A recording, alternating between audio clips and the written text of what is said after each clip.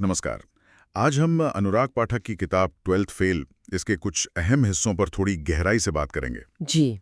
ये कहानी है मनोज कुमार शर्मा की। चंबल के एक छोटे से गांव से है ये, और 12वीं में फेल होने के बाद भी इन्होंने आईपीएस ऑफिसर बनने का सपना देखा। मतलब एक तरह से असंभव सा सपना। हाँ, हमारे पास जो ये अंश हैं किताब के, ये मनोज के उस जबरदस्त संघर्ष को दिखाते हैं। उनकी ईमानदारी, वो कभी ना हार मानने वाली लगन, और इस मुश्किल सफर में जो उन्हें साथ मिला, उसकी कहानी है ये। सही कहा। जरा सोचिए, एक ऐसी जगह जौरा जहां परीक्षा में नकल करना बिल्कुल आम बात थी, वहां ईमानदारी पर टिके रहना, और फिर गरीबी, बार बार की नाकामयाबी, इन सब से लड़ते हुए देश की शायद सबसे कठिन परीक्षा पास करना, ये वाकई एक असाधारण सफर है। बिल्कुल। और जैसा आपने कहा, ये सिर्फ पढ़ाई या करियर की कहानी नहीं है। इसमें चरित्र की बात है, उसूलों की बात है, और इंसानी रिश्तों की भी। हाँ, ये अंश दिखाते हैं कि कैसे एक छोटी सी घटना ने मनोज की जिंदगी की दिशा ही बदल दी, और कैसे मुश्किल से मुश्किल हालात में भी उन्होंने अपने मूल्यों को नहीं छोड़ा। तो आज हम इन्हीं हिस्सों से मनोज की यात्रा के उन खास मोड़ों को और उनसे मिलने वाली सीखों को समझने की कोशिश करेंगे। शायद हम सब के लिए इसमें कोई प्रेरणा छुपी हो। हाँ, बिल्कुल, कोशिश करते हैं। तो चलिए इस दिलचस्प कहानी के सफर पर निकलते हैं। कहानी की शुरुआती थोड़ी चौंकाने वाली है। हाँ। मनोज के इलाके जौरा में 12वीं की परीक्षा में नकल, वो जैसे एक रिवाज ही बन चुका था। मतलब छात्र, शिक्षक, यहाँ तक के पेरेंट्स भी सब शामिल थे उसमें। जी, सिस्टम का हिस्सा था एक तरह से। हाँ, लेकिन किताब में जैसा बताया है, उस खास साल एक नए एसडीएम आए, सब डिविजनल मैजिस्ट्रेट, बहुत सख्त। नाम था राघवेंद्र सिंह। अच्छा। और उन्होंने आते ही नकल पर पूरी तरह पाबंदी लगा दी, सख्ती कर दी, बिल्कुल। रोक लगा दी। और नतीजा? मनोज हिंदी छोड़कर बाकी सब विषयों में फेल। सब में फेल। हाँ, उन्होंने पास होने के लिए अपनी आंसर शीट्स में क्या लिखा था, या तो सवाल ही दोबारा उतार दिए थे, या फिर बस पास कर देने की गुजारिश लिख दी थी। फेल होने का झटका तो था ही, पर यहीं पहली बार उन्होंने एक ईमानदार अफसर की ताकत देखी, उसका रुतबा महसूस किया। हाँ, ये जरूरी बात है। उन्होंने देखा कि कैसे उस एक एसडीएम के सामने पूरा सिस्टम, यहां तक कि इलाके का वो दबंग थानेदार भी एकदम बेबस नजर आ रहा था। और यही घटना, जैसा किताब बताती है, मनोज के जीवन का एक अहम मोड़ बन गई। बिल्कुल। यहाँ दो तस्वीरें बिल्कुल साफ दिखती हैं। एक तरफ वो सिस्टम जहाँ बेईमानी ठीक है, नॉर्मल है, और दूसरी तरफ एक अकेला ईमानदार अफसर और उसका असर। सही कहा। शायद यहीं से उनके मन में ये सवाल उठा होगा कि असली ताकत किस में है, नकल करके पास होने में, या उस पद की गरिमा बनाए रखने में जिसका इस्तेमाल वो एसडीएम साहब कर रहे थे। हाँ, शायद वो पहली चिल्लारी थी जिसने उनके अंदर कुछ अलग, कुछ बड़ा करने की इच्छा जगाई। जी। और यहाँ हमें शायद पहला बड़ा सबक भी मिलता है कि एक पल का अनुभव, जैसे एक ईमानदार अधिकारी को देखना, वो आपकी पूरी जिंदगी की दिशा बदल सकता है। सही कहा। और फेल होने के बाद भी उन्होंने हिम्मत नहीं हारी, ये भी कमाल की बात है। नहीं, बिल्कुल नहीं। कहानी आगे बताती है कि उन्होंने अपने भाई दीपक के साथ मिलकर टेम्पो चलाने का फैसला किया। घर की हालत वैसे ही खराब थी, तो मां को अपने गहने गिरवी रखने पड़े इसके लिए। हाँ, पैसों का इंतजाम करने के लिए। लेकिन यहां भी सिस्टम की बेईमानी ने पीछा नहीं छोड़ा। सुनने में आता है कि पुलिस ने कोई झूठा आरोप लगाया और उनका टेम्पो जब्त कर लिया। ओह। अब मदद के लिए किसके पास जाएं? वो फिर उन्हीं एसडीएम राघवेंद्र सिंह के पास पहुंचे। अच्छा, उन्हीं के पास। हाँ, जिन्होंने उन्हें पहले कभी एक क्रिकेट मैच में कमेंट्री करते सुना था और उनकी आवाज की तारीफ भी की थी। तो एसडीएम साहब ने उनकी मदद की, टेम्पो छुड़वाया। तो यहाँ फिर ईमानदारी का सामना बेईमानी से हुआ और ईमानदारी जीती। बिल्कुल। इसके बाद कहानी हमें ग्वालियर ले जाती है। मनोज वहां पीएससी की तैयारी करने पहुंचते हैं, मतलब स्टेट लेवल की परीक्षा। जी, राज्य लोक सेवा आयोग। और यहाँ उनकी गरीबी और उनके उसूलों की एक और मिसाल देखने को मिलती है। हाँ, वो होटल वाला किस्सा है ना। हाँ, किताब में उसका जिक्र है। एक होटल में खाना खाया पर पैसे नहीं थे। अब होटल मालिक ने कहा कोई बात नहीं, बाद में दे देना। एक दोस्त ने भी कहा कि मैं दे देता हूं। हाँ, मदद की पेशकश हुई। लेकिन मनोज नहीं माने। वो इस बात पर अड़ गए कि वो बर्तन मांजकर ही अपने खाने की कीमत चुकाएंगे। ये छोटी सी घटना है, पर ये उनके आत्मसम्मान को और अपने उसूलों पर टिके रहने की जिद को दिखाती है। सही बात है।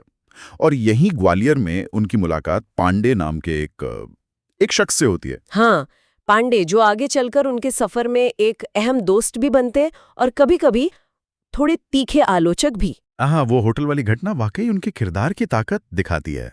अच्छा, तो ग्वालियर के बाद फिर दिल्ली का रुख किया उन्होंने? हाँ, दिल्ली, यूपीएससी की तैयारी का गढ़। मतलब आईएएस, आईपीएस बनने के लिए जो परीक्षा होती है? हाँ, यूनियन पब्लिक सर्विस कमीशन, जिसे देश की सबसे कठिन परीक्षाओं में गिना जाता है। बिल्कुल। कहानी बताती है कि उनकी माँ ने फिर किसी तरह पैसों का इंतजाम किया, शायद फिर से कुछ गिरवी रखकर। हाँ, परिवार का संघर्ष भी साथ साथ चल रहा था। और दिल्ली का माहौल वो उनके लिए बिल्कुल नया था, डराने वाला भी रहा होगा। बड़े शहरों से आए लोग, फर्राटेदार अंग्रेजी बोलने वाले, पहले से तैयारी में जुटे हुए प्रतियोगी। जी। यहाँ विकास दिव्यकीर्ति सर की कोचिंग में उन्हें थोड़ी पहचान मिली जब उन्होंने हिंदी साहित्य के एक टेस्ट में टॉप किया। अच्छा, वहाँ उनकी प्रतिभा पहचानी गई। हाँ, और यहीं उनकी मुलाकात हुई श्रद्धा जोशी से। उत्तराखंड से आई थी वो। जी, श्रद्धा, जो बाद में एक बहुत अहम हिस्सा बनी उनकी जिंदगी का। लेकिन दिल्ली में रहना और तैयारी करना भाई बिल्कुल आसान नहीं था। पैसों की कमी तो लगातार बनी हुई थी। हाँ, वो संघर्ष बहुत बड़ा था। जैसा पढ़ने को मिलता है, गुजारा करने के लिए उन्हें पहले एक लाइब्रेरी जैसी जगह थी, शायद वहीं किचन में रोटियां बनाने का काम करना पड़ा। फिर उन्हें एक अमीर महिला के कुत्तों को घुमाने का काम मिला, और ये काम वो रात के अंधेरे में करते थे, छुपाकर। हाँ, शर्मिंदगी के मारे सबसे छुपाकर, कि कहीं कोई दोस्त उन्हें इस हालत में देख न ले। सोचिए जरा, कितना मुश्किल रहा होगा ये सब। बिल्कुल, ये दौर उनके लिए बेहद कठिन था, शारीरिक भी, मानसिक भी।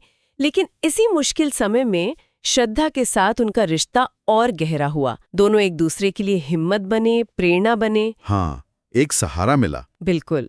मगर यही उन्हें अपनी तैयारी में एक बड़ा झटका भी लगा। यूपीएससी की जो मुख्य परीक्षा होती है, मेंस एग्जाम, हाँ, उसमें अंग्रेजी का पेपर कंपलसरी होता है। उसमें उन्हें निबंध लिखना था टूरिज्म इन इंडिया पर। हाँ, मतलब भारत में पर्यटन। ठीक है। लेकिन उस स्पेलिंग की गड़बड़ में टूरिज्म को टेररिज्म समझ बैठे। क्या? हाँ, और वो टेररिज्म इन इंडिया यानी भारत में आतंकवाद पर पूरा निबंध लिखाए। अरे बाप रे, टूरिज्म और टेररिज्म, जमीन आसमान का फर्क। बस सोचिए, सिर्फ एक शब्द की गलतफहमी, और इस एक गलती की वजह से वो उस साल फेल हो गए। ओह, ये तो बहुत भारी गलती थी। हाँ, और इससे ये भी पता चलता है कि परीक्षा का दबाव कितना होता है, और एक छोटी सी चूक भी कितना बड़ा नुकसान कर सकती है। तो इसके बाद क्या नाकामयाबियों का सिलसिला रुका या चलता रहा? नहीं, मुश्किलें जारी रहीं। जैसा किताब बताती है, वो कभी प्रीलिम्स में रह जाते, जो यूपीएससी की पहली सीडी है, स्क्रीनिंग टेस्ट जैसा। हाँ, पहला फिल्टर। हाँ, तो कभी मेंस तक पहुंचकर अटक जाते। इसी बीच घर पर भी हालात बिगड़ गए। उनके पिता किसी वजह से सस्पेंड हो गए, पैसों की तंगी और बढ़ गई। ओह, तो मतलब चारों तरफ से दबाव था। बिल्कुल। और इन सब चीजों का असर मनोज पर पड़ना लाजमी था। वो खुद पर शक करने लगे। उन्हें लगने लगा कि शायद आईपीएस बनना उनके बस की बात ही नहीं है।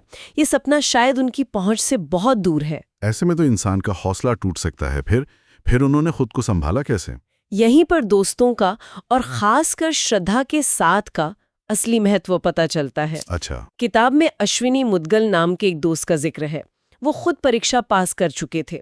अश्विनी ने मनोज को उनके आखिरी अटेम्प्ट के लिए एक बहुत ही प्रैक्टिकल, बहुत सख्त रणनीति दी। क्या रणनीति थी वो?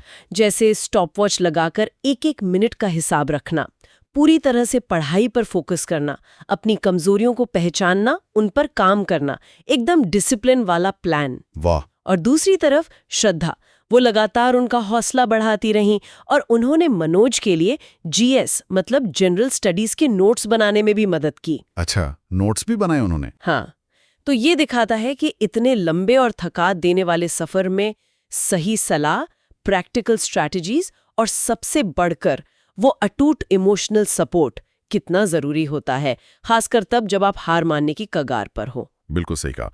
और फिर आया वो आखिरी मौका, सबसे बड़ा इम्तिहान, यूपीएससी का इंटरव्यू। हाँ, डू और डाई वाला मामला। कल्पना कीजिए उस दबाव की। ये उनका आखिरी प्रयास था। किताब में इंटरव्यू वाले हिस्से का बड़ा दिलचस्प ब्यौरा है। इंटरव्यू बोर्ड के चेयरमैन थे डॉक्टर अग्रवाल जी। उन्होंने मनोज का एप्लीकेशन फॉर्म देखा और उनके एकेडमिक रिकॉर्ड पर सीधी चोट की। तो आप 12वीं फेल हैं? सीधा सवाल। हाँ। अब यहां मनोज के पास कई रास्ते थे। वो कोई बहाना बना सकते थे, कह सकते थे कि घर में कोई बीमार था, या कोई और मजबूरी थी, हाँ, कुछ भी कह सकते थे। लेकिन उन्होंने चुना ईमानदारी का रास्ता। उन्होंने साफ साफ बता दिया कि उनके स्कूल में नकल होती थी और जिस साल एसडीएम साहब ने सख्ती करके नकल रोकी वो फेल हो गए। बिल्कुल सच बोल दिया। डॉक्टर अग्रवाल यही नहीं रुके, उन्होंने अगला सवाल दागा, ठीक है, पर हम आपको किसी स्टेट टॉपर या आईआईटीएन के मुकाबले क्यों चुने? आपकी अंग्रेजी भी तो कमजोर लगती है। ओह, ये तो और मुश्किल सवाल। हाँ, पर यहां मनोज का जवाब, उनकी हाजिर जवाबी, उनका आत्मविश्वास और ईमानदारी दिखाता है। क्या कहा उन्होंने? अंग्रेजी की कमजोरी के सवाल पर उन्होंने मेज पर रखे पानी की गिलास की तरफ इशारा किया। अच्छा। उन्होंने कहा कि जरूरी पानी है, यानी ज्ञान या कंटेंट, ना कि गिलास यानी भाषा। भाषा तो बस एक माध्यम है। वाह, क्या बात है। और जहां तक साहित्य की पृष्ठभूमि की बात थी, उन्होंने उस वक्त के प्रधानमंत्री श्री अटल बिहारी वाजपेयी जी का उदाहरण दिया, जो खुद साहित्य के इतने बड़े नाम थे और देश चला रहे थे। क्या शानदार जवाब था। यहाँ एक और अहम बात सामने आती है, अपनी कमजोरी को मानना और फिर उसे तर्क और आत्मविश्वास के साथ एक अलग नजरिए से पेश कर देना। हाँ, उनकी इसी ईमानदारी और जवाब देने के तरीके ने बोर्ड को जरूर प्रभावित किया होगा। बिल्कुल किया होगा। और आखिरकार वो पल आया जिसका इंतजार मनोज को सालों से था। नतीजा आया और Manoj Kumar Sharma IPS, Indian police service के लिए चुन लिए गए। आखिरकार, इतनी मेहनत के बाद। हाँ, किताब बताती है कि रिजल्ट आने के बाद उन्होंने सबसे पहले अपने पिता को फोन किया, लेकिन उनके पिता, वो उस वक्त भी अपनी नौकरी की परेशानियों में ही उलझे हुए थे। किसी डिप्टी डायरेक्टर से बदला लेने की बातें कर रहे थे। मतलब वो शायद उस खबर की अहमियत उस पल समझ ही नहीं पाए। हाँ, शायद। दूसरी तरफ श्रद्धा जोशी भी सफल रहीं। वो उत्तराखंड पीएससी में डिप्टी कलेक्टर बन गई। अरे वाह, दोनों सफल हुए। जी, और उन्होंने अपने पिता के साथ भी अपने रिश्ते सुधार लिए, जो शायद मनोज के साथ उनके रिश्ते से खुश नहीं थे। तो एक तरह से सब कुछ ठीक हो गया आखिर में। हाँ, और कहानी के अंत में एक और छोटी लेकिन महत्वपूर्ण बात है, उनका वो दोस्त पांडे। हाँ, पांडे, जिसने ग्वालियर से लेकर दिल्ली तक कई बार शायद मनोज को नीचा दिखाया था या मजाक उड़ाया था। जब वो खुद किसी मुश्किल में फंसता है तो मनोज उसकी मदद के लिए आगे आते हैं। अच्छा। ये उनके किरदार की एक और परत दिखाता है, शायद माफ कर देने की, दोस्ती निभाने की भावना। बिल्कुल। तो इन अंशों को देखते हुए ये साफ है कि 12th फेल ये सिर्फ एक सरकारी अफसर बनने की कहानी नहीं है। ये कहानी है बेहद मुश्किल हालात के खिलाफ लड़ने की। हाँ, गरीबी और लगातार मिल रही असफलताओं के बावजूद अपने उसूलों पर टिके रहने की। ये कहानी है हार ना मानने की और ईमानदारी को अपनी कमजोरी नहीं बल्कि अपनी सबसे बड़ी ताकत बनाने की। सही कहा। और इसमें मानवीय रिश्तों का, खासकर श्रद्धा और मनोज के बीच का वो अटूट प्यार, वो विश्वास, एक दूसरे के लिए खड़े रहना, उसका एक बेहद खूबसूरत पहलू भी है। उनका ये साथ इस सफर को मुमकिन बनाने वाले सबसे बड़े कारणों में से एक था, है ना? बिल्कुल।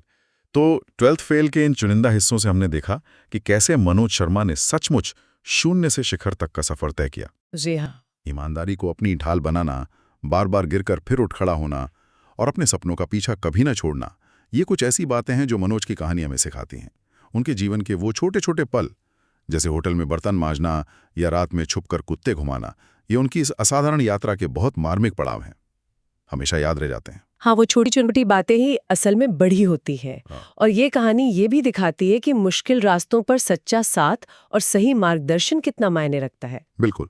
चाहे वो श्रद्धा के अटूट प्रेम और विश्वास के रूप में हो, अश्विनी जैसे दोस्त की दी हुई वो प्रैक्टिकल रणनीति हो, या फिर विकास सर जैसे गुरु का प्रोत्साहन हो, सफलता सिर्फ कोई पद हासिल कर लेना नहीं है, नहीं, बल्कि उस पद तक पहुंचने के सफर में अपने मानवीय मूल्यों को, अपनी आत्मा की आवाज को जिंदा रखना भी है, जैसा मनोज ने करने की कोशिश की। बिल्कुल। किताब बताती है कि मनोज ने बाहरी दुनिया की नज़र में बहुत बड़ी सफलता हासिल की, वो आईपीएस बन गए।